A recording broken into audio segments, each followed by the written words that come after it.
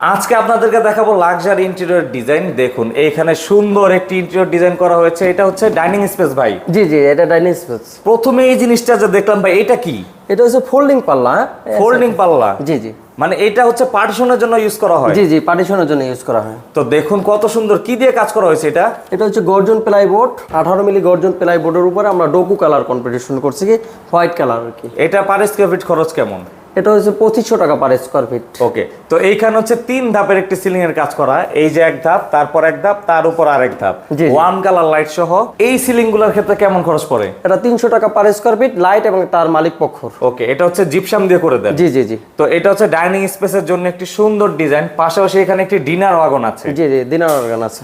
এটা কি দিয়ে কাজ করা? এটা এসপিএল বোর্ড দিয়ে কাজ করা। মানে উপরে একটা এইচপি এর শীট পেস্ট করা থাকে। জি জি, আবার এজিং গুলা কিসের? প্রোফাইল হ্যান্ডেল, আর এজিনটা হচ্ছে আপনার প্রোফাইল এজিন, অ্যালুমিনিয়ামের এজিন।